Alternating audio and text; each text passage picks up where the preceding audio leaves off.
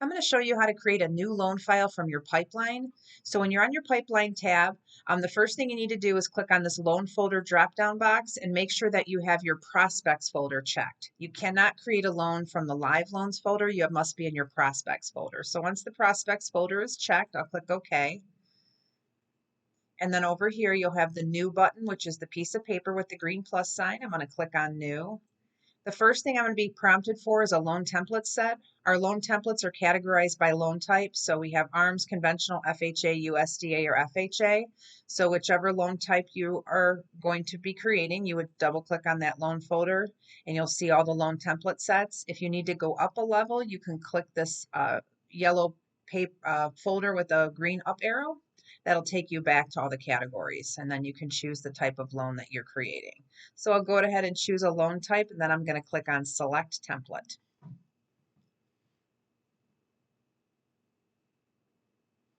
Okay, once the loan file is created, it's going to be obviously a blank loan file. And down here on your Forms tab here, there's going to be a list of screens. You can kind of walk through those screens to complete your loan file, but my suggestion would be to start here with the Borrower Summary Origination screen.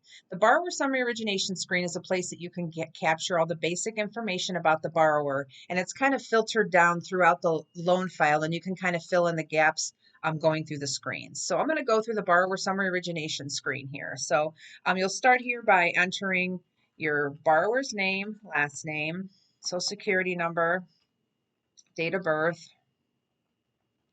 and they're always going to need a cell phone number. You can put in multiple numbers, but make sure you have a cell phone number because they're going to need that when they do their disclosures. Go ahead and mark here, and then you're going to need an email as well. My email address. You would enter if you have a co-borrower. You're going to do the same thing for the co-borrower. Enter the co-borrower information. Same thing, cell phone number and email address. I have to scroll down through the file. The Social Security information section is already going to be populated with template data. You don't need to do anything there. You don't need to do anything here for the company or agent information. This is information that'll be used on some of our forms. For their current address, you're going to go ahead and enter their current address. And the nice thing about Encompass is you can enter a zip code and it will automatically populate that city and state for you. If you enter a zip code that has multiple cities, it will give you a dialog box with all the cities associated with that zip code, and you could then choose the correct corresponding city and it'll populate that for you as well.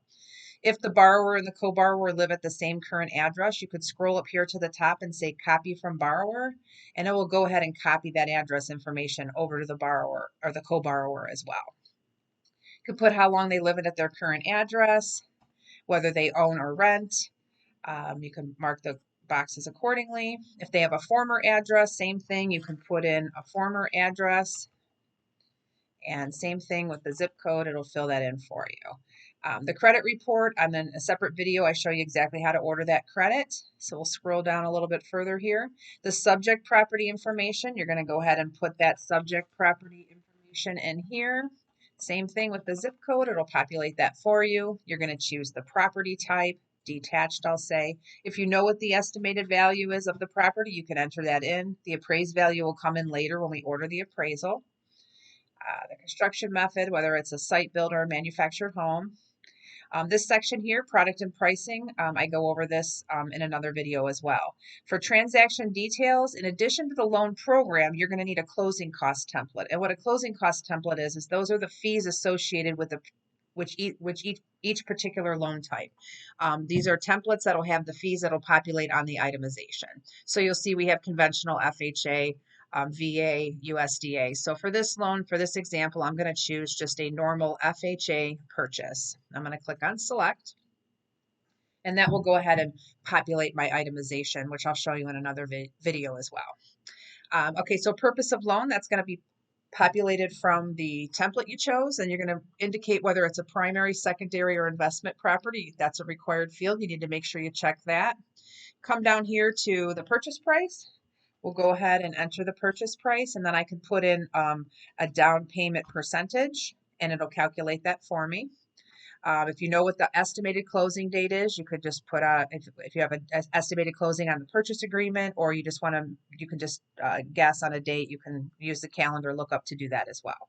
The lock information is going to come in from your lock request, which I'll show you in a different video as well. If you want to calculate a payment, you can put in the interest rate. And then when you do lock the loan, if this is not the interest rate that you lock it at, it'll overwrite this from the pricing engine. There's a lookup here for total monthly payment. You can click on that lookup and it's going to bring in the quick entry field, and you can put in your homeowner's insurance, the monthly amount if you know that, the same with the property taxes.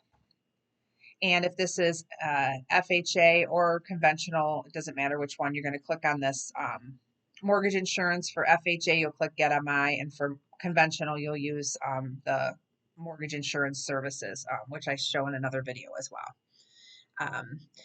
So once you've completed the borrower summary origination screen, this is the basic information that's going to kind of flow down through the loan file. The next thing you probably want to create will be your or complete is your 1003, and I'll show that in another video as well.